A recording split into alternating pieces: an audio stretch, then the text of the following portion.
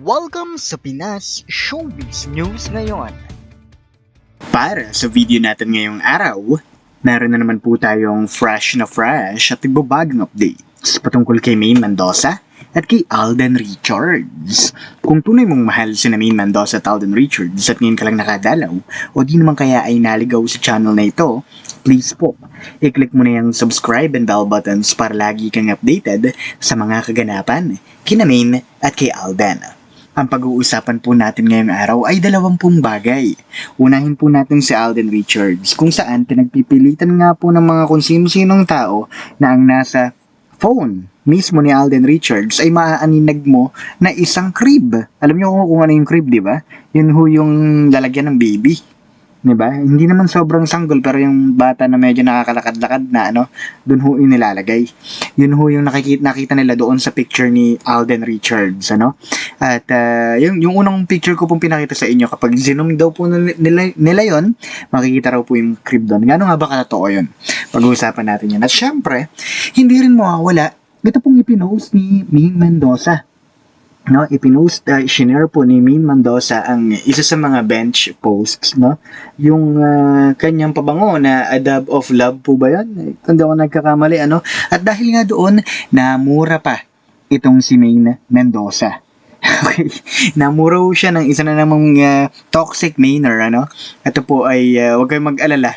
Okay, hindi ho namin pinalagpas ang ganitong pagkakataon. Nagkasagutan pa nga ho kami sa comment section, At doon nga, isang toxic manner po ang nagagaganyan kay Maine Mendoza na akala mo makapagdikta ng dapat gawin ni Maine Mendoza, na bakit daw minimension may kinalaman para sa Aldab. Lahat po yan, sabi ko naman sa inyo, basta may kinalaman kay Maine at kay Alden, Araw-araw po nating pag-uusapan ng mga bagay na yan. At bago nga tayo magpatuloy pa, hayaan nyo muna magpasalamat ako sa mga subscribers and viewers natin na patuloy pong pag-support at pagmamahal kina Maine at kay Alden nang wala pong ibang hinihintay na kapalit. At lagi ninyong tatandaan, nakaisa nyo po ang buong Pinas Showbiz News ngayon sa pag-support at pagmamahal sa kanila pong dalawa. At kung nood ka nga nanood, nako, at meron ka pang kilala dyan, mga tropa na mga Aldab fans dyan, naku, sabihin nyo na po sila, dito tayo magsama-sama at dito tayo magtungo pagdating sa pagdepensa kay Maine at kay Alden. At narito nga ang una nating komento, ito po yung mula kay Miss Irma Santa Teresa. Sabi niyo po rito, Mr. Pinas, oo, maraming binayaran katulad ni vloggers na Ariel. Dati Aldab ang laging sinasabi, pati si vloggers na Daras. Dati Aldab ang binabalita. Ngayon, ayoko nang tukuyan kung sino. Maraming vloggers na nakuha sa pera. Bakit sila? Hindi na sila marunong mahiya sa paninira kay Maine at Alden. Ako, Mr. Pinas, 68 na ako. Hanggang ngayon, Aldab ako. Hindi ako nagbabago sa Aldab. Hindi ko kayang hangaan si Sakang sa tagal kong hinangaan since 2015. Ako talagang stick to one ako kay Alden at kay Maine. Kaya Mr. Pinas, huwag kang makuha sa pera at huwag mo silang gagayahin. Ikaw lang ang vlogger na gusto kong magbalita. At huwag siyang magbabago. I love you, Mr. Pinas, and God bless you. Ingat kayo ni Lola Granny. Nawa ay ang Diyos ang ating malagpasan din natin ang lahat ng naninira kay Maine at kay Alden, makakarma rin sila. Maraming salamat po, Miss Irma Santa Teresa. At wag ko kayong mag-alala. Kahit mag-offer, kahit mag-offer po ulit sila sa atin, tayo po ay mananahimik na lamang, at focus lang tayo kay Maine at kay Alden. Panatanaw natin yan noon pa man. At ito yung talagang pinagkukunan din ho ng lakas, nitong si Lola Granny ko po. Kasi syempre, alam naman po natin, na meron po siyang memory loss. At sa tuwing makikita niya po ang poster ni Maine at saka ni Alden, talagang doon balik yung mga dati niyang memorya. Kaya salamat pa rin po sa kanilang dalawa.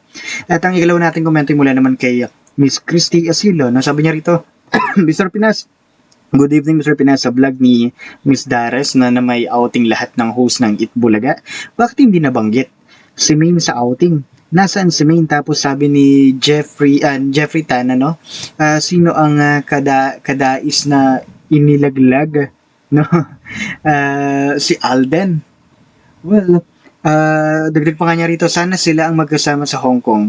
Happy ako, Mr. Pinas, hanggang dulo tayo. Maraming salamat po, no, Miss Christy Asilo. At yun nga rin po, no, na nakarating sa akin na lahat po sila ay may outing. Bakit hindi nila mapakita ang larawan ng isang Maine Mendoza na kasama po nila sa outing during Hong Kong po nila. Di ba? Yun lang naman, dun ka lang naman magtataka pa rin eh. Dahil wala sila mapakita. At ang huli natin komento mula naman po kay Miss Emilia Isanan. Sabi niya rito, hanggang ngayon, naniniwala ka pa sa bakling at mga alipores nila. Hindi sa menggaya, ang fake menggay yun. Ano? Ang mga sarsulistang gumagawa yon, diba? Kami, alam namin ang katotohanan sa Aldab since day one. They start as love team hanggang nag-ibigan sila. Kaya mga fake news na yon, Mr. Pinas, ang gumagawa ng mga statement nila. Sige, gawa pa kayo ng fake news pa more, ano, mga syunga. Thank you, Mr. Pinas, dahil andyan ka para sa Aldab, kayo ni Mr. Destiny at ni Tita Love Heart, ano. Gustong gusto ko kayo at si MG ba yan? Ilonggo yata siya dahil sa salita niya halata na Bisaya. Pero isa rin siya sa lumalaban para sa Aldab. God bless, Mr. Pinas, and take care to your Lola Granny. And I will po. At nakakatuwa naman po na meron pa rin po na talagang dumedepensa at sumusuporta kay Maine at kay Alden. Thank you po. At pag-usapan natin ng sentro nating mga updates. Itong picture na pinapakita ko po sa inyo. Yan po, zinuzoom po nila yan at talagang ipinaglalaban po nila kahit saan na yung color white na nandun daw po sa cellphone ni Alden Richards ay crib daw po yun. At sabi nila, yung larawan na yan ay kuha raw po during break daw po ng kanilang taping. Ano? At doon nga raw po makikita ang isang crib ng isang bata. At pinagka-zoom-zoom po nila yan. Ano? At merong ibang nagsasabi na ito nga raw pong cellphone ni Alden Richards ay nakapatay at reflection niya lang daw po yung white. Meron naman nagsasabi na nakadim yung light na akala mo patay pero makikita mo kapag may color white. No? Doon po yun. At wag mo kayong mag-alala. Kinontak na po natin si Ate Tyrene at saka po si Ate Lou patungkol po sa bagay niyan at pabalitaan po namin kayo about dyan, okay?